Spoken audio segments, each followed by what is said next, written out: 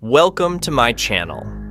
Today, would you like to meet a genius, one of the greatest geniuses of all time, whose genius manifested itself in both science and art?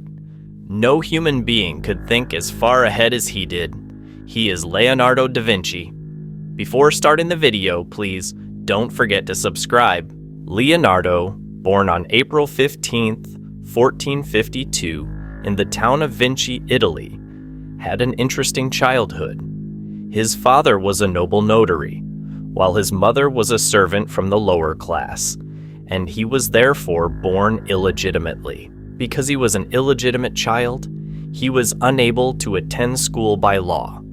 However, his dissolute and alcoholic uncle loved Leonardo the most and instilled in him his first scientific ideas. He taught him to question nature and the world.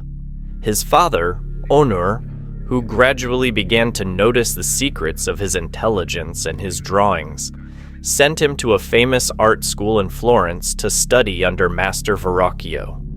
Years spent with Master Verrocchio had given his fingers a delicacy, and everything that came from his hands was beautiful. Even for Leonardo, the events he experienced there would be a turning point. Verrocchio received a commission for a painting depicting the baptism of Jesus Christ. Leonardo, as an apprentice, would add the angel drawings to this painting. When the work was completed, Verrocchio, seeing that the most beautiful part of the painting was the angels added by Leonardo, said, "Leonardo, you have surpassed me hundreds of times over." According to accounts, he never picked up a brush again. In short, the horn had long since passed the ear. From that moment on, Leonardo began to be recognized throughout Europe.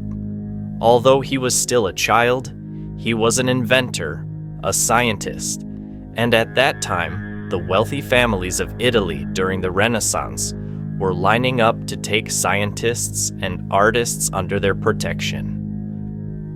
Now hold on tight. I want to list Leonardo da Vinci's fields of expertise for you. Philosopher, astronomer, architect, engineer, inventor, mathematician, anatomist, musician, sculptor, botanist, geologist, cartographer, writer, and painter. But in addition to all these, he was ambidextrous. He could use both his right and left hand. He could even paint with one hand while writing with the other.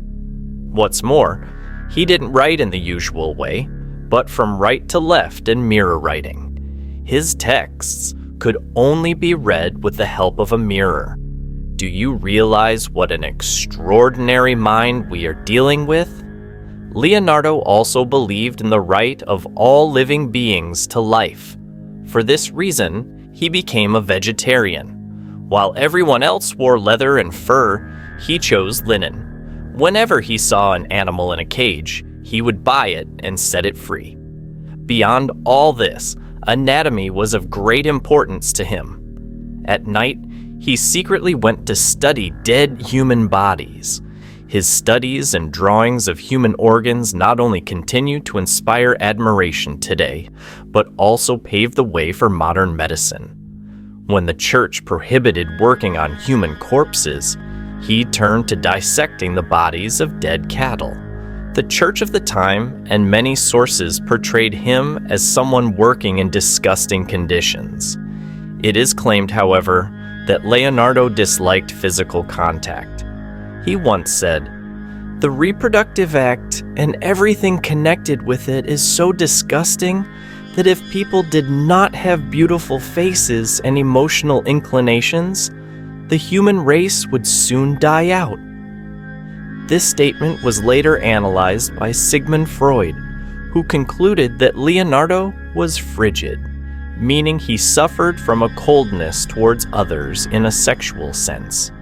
From many of his sayings, Freud argued that he suffered from this condition. As it appears, Leonardo never married, nor was he ever known to have had a relationship with a woman. For a time, there were claims that he was homosexual, but no evidence was ever presented. He once said, Experience is the mother of all certainty. Sciences that do not spring from experience are nothing but illusions filled with stories. No investigation should be called science unless it passes through mathematical proof. I don't know if you'd be surprised to hear what else Leonardo da Vinci invented or pioneered. So let's take a look at the helicopter. Yes, the first helicopter design in detail belongs to him. He designed it, but didn't live long enough to build it. However, Skorsky, who built the modern helicopter, said he used Leonardo da Vinci's design as an example. The diving suit that enables breathing underwater, the parachute, the first armored tank. Yes, Leonardo's tank design, which laid the foundation for today's tanks, is available in detail. The first machine gun design, the submarine design, the first car that ran without anyone driving it. This design also laid the foundation for today's cars. The bearing, found in many wheeled vehicles even today, is Da Vinci's invention. He also created the first robots, mechanical lions that could move on their own. He also designed a human-sized knight. This self-propelled knight was brought to life in recent years based on Leonardo da Vinci's design, and among the inventions made after his death based on his designs are mechanisms powered by solar energy. Let's look at another feature of Leonardo. He is also one of the greatest painters of all time, but painting was a much lesser inclination for him, so much so that he only completed about 12 to 18 of his paintings. Salvator Monte is one of them. This painting, depicting Jesus Christ, was purchased by Saudi Arabia's Crown Prince Salman for $450 million, making it the most expensive painting ever sold. Prince Salman keeps it under very special protection and only sends it to prestigious exhibitions in Europe upon request.